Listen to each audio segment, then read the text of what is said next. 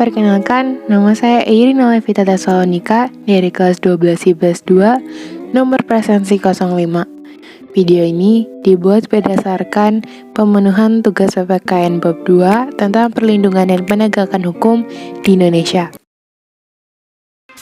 Informasi pertama datang dari Lembaga Antirasuah. Ada 5 orang yang telah dinyatakan sebagai tersangka dalam kasus dugaan korupsi bantuan sosial atau bansos masyarakat dalam rangka penanganan pandemi COVID-19 di Indonesia. Dan salah satunya adalah Menteri Sosial Juliari Peter Batubara.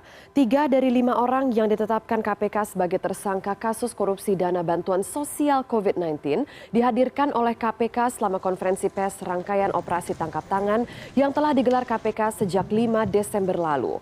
KPK juga menghadirkan barang bukti yang berhasil diamankan berupa uang tunai sebesar 14,5 miliar rupiah dalam berbagai mata uang. 2 orang tersangka lagi yaitu Juliari Peter Batubara dan seorang pejabat pembuat komitmen Kementerian Sosial RI berinisial AW tidak tampak selama acara berlangsung dan sekitar pukul 2:50 waktu Indonesia Barat pada Minggu dini hari, lobi gedung KPK di Jalan HR Rasuna Said ini dihebohkan dengan kehadiran Menteri Sosial Juliari Batubara.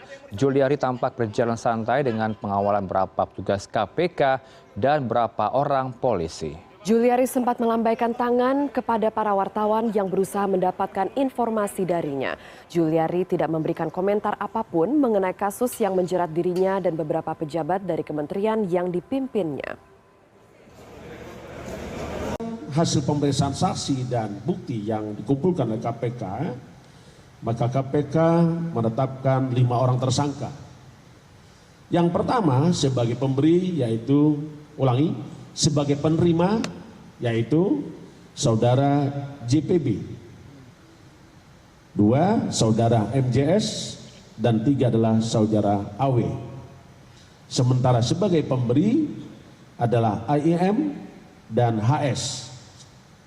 JPB disangkakan melanggar pasal 12 huruf A atau pasal 12 huruf B atau pasal 11 Undang-Undang 31/1999 tentang pemberantasan tindak pidana korupsi sebagaimana telah diubah dengan Undang-Undang Nomor 20 Tahun 2020 atas perubahan Undang-Undang 31/1999 tentang pemberantasan tindak pidana korupsi yaitu pasal 55 ayat 1 ke 1 KUHP. Berikut adalah pendapat saya tentang peran lembaga hukum yang menangani KPK sebagai salah satu penegak hukum dalam tindak pidana korupsi akan mengambil alih dari fungsi tugas kepolisian dan kejaksaan untuk melakukan penyelidikan, penyidikan, dan penuntutan dalam perkara-perkara korupsi. Sebagai warga negara yang ikut merasakan dampaknya, saya tentu menuntut KPK untuk melaksanakan tugasnya dengan baik. Apalagi terhadap kasus bansos di mana banyak sekali orang yang memerlukan belas kasihan di tengah pandemi seperti ini. Bukankah sangat tidak etis apabila seorang menteri mengantongi dana bansos yang jelas-jelas bukan miliknya? Namun di sisi lain, saya juga merasa salut terhadap KPK karena berani menangkap menteri-menteri besar pengacau negeri pertiwi.